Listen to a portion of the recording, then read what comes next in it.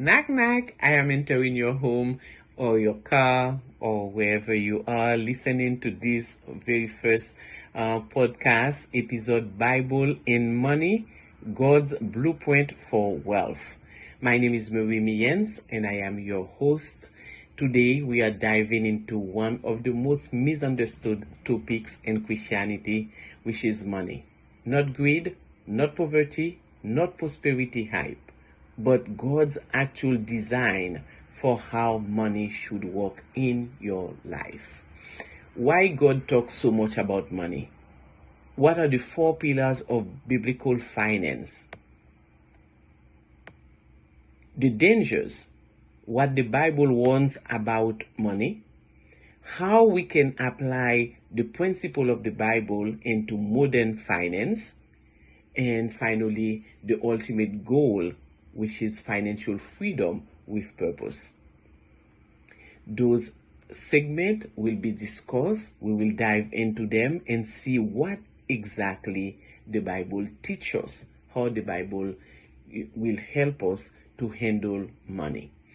Money is mentioned 2,350 times in the Bible. Did you know that?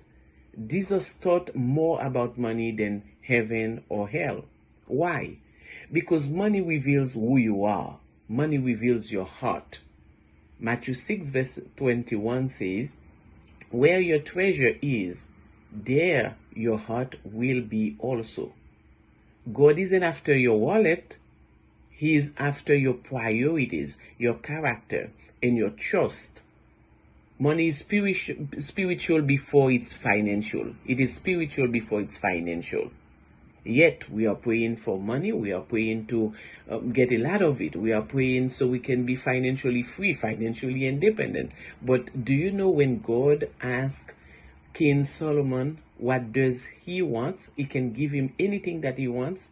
Instead of asking for the nice car, the nice house, the mansion, plenty of money, Solomon actually asked for wisdom. Those are the 4 pillars of biblical finance. The first one is stewardship. God's own it all. You're just a steward. You just manage it. The definition of a steward is someone who's managing somebody else's good. Right? So God owns it all and you're just managing it. If you understand this, which is exactly in Psalm 24 verse 1, the earth is the Lord's and everything in it. You are not the owner, you are only the manager. But yet, in our custom, we hear my car, my house, my mansion, my golf course, my hotel, my this, my that, my accountant, my doctor, my manager, you have a lot of my, but do you understand that none of it is yours? You're just a manager? If you understand that, then your entire mindset and well-being will change. You will spend differently. You will save intentionally. You will give generously. You will invest wisely. Because you're just managing God's resources, not your own. And money follows understanding.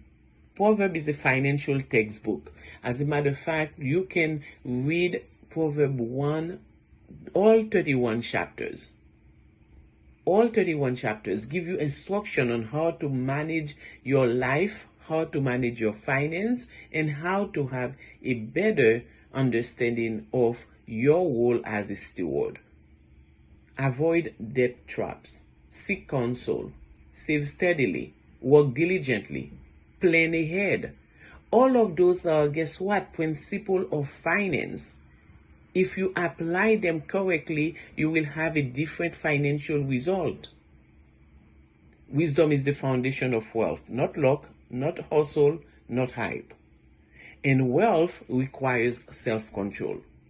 Proverbs 21 verse 20 says, "The wise store up choice food and olive oil, but fools gulp theirs down."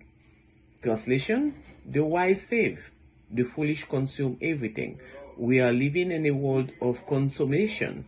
where we consume everything that we have, and when we're done with everything that we earn, we go and borrow to consume.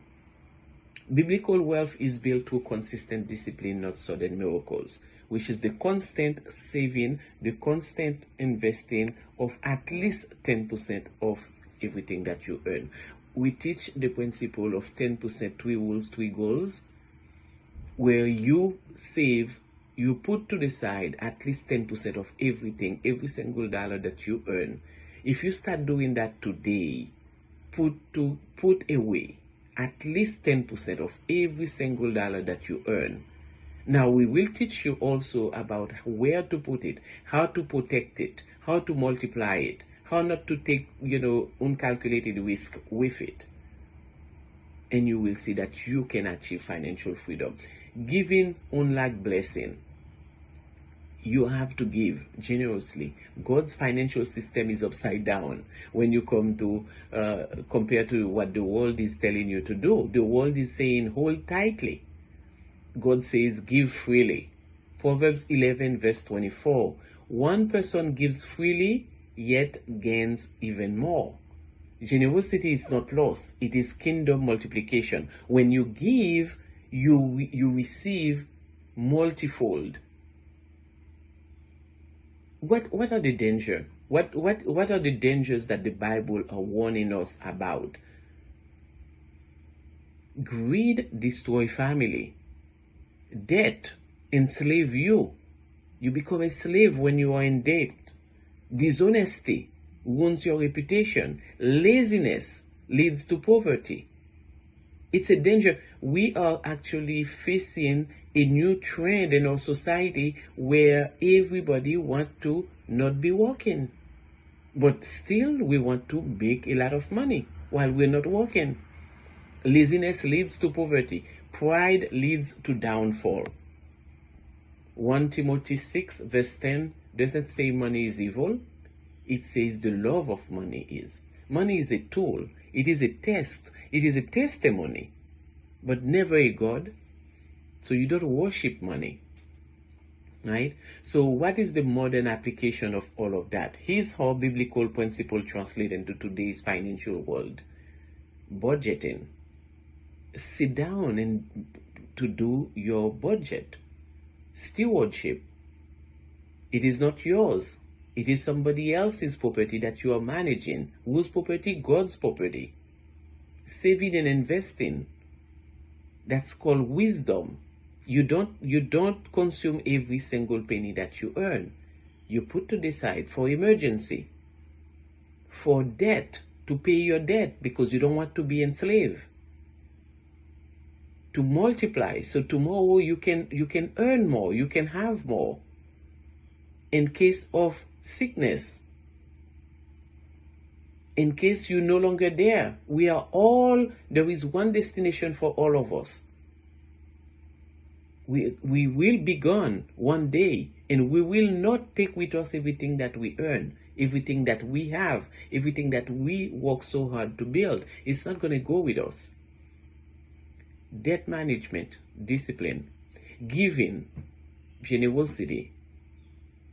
Here's the big one. Insurance and protection, prudence, multiple stream of income. Those are principles that we teach in our company, that we teach as financial professionals. We teach how you can create a multiple source of income, right? Financial literacy, that means understanding. Now, a lot of people confuse that with reading a lot of books about finance, listening to a lot of podcasts about finance. It doesn't matter how much you learn. It doesn't matter how many podcasts you listen to, unless you start putting it in application. It's not going to do anything for you. The Bible doesn't just teach spiritual wealth, it teaches practical financial strategy. Now, what is the ultimate goal of me talking to you about this? It's about financial freedom with a purpose. The biblical financial freedom is not about luxury. It's about capacity.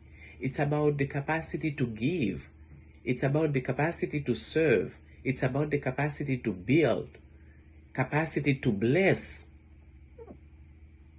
When you say you are okay because you make just enough to pay your bills, and then you can coast and then relax because you are taken care of, you're being selfish. If you can multiply your income, if you can multiply your wealth so you can be a blessing to others, this is when you start using finance as a tool to advance the kingdom of our God. Money becomes a kingdom weapon when it is aligned with God's wisdom. Thank you all for joining us today for the episode Wisdom and Wealth. Money is not your master, it is your assignment. When you follow God's financial principle, you don't just build wealth, but you build legacy, you build impact, you build freedom. Until next time, think about those. Put them in application. Share them with someone else. And we wish you to have the kingdom, the financial freedom to make kingdom impact on this earth. This is Marie Miens, your host, Wisdom and Finance.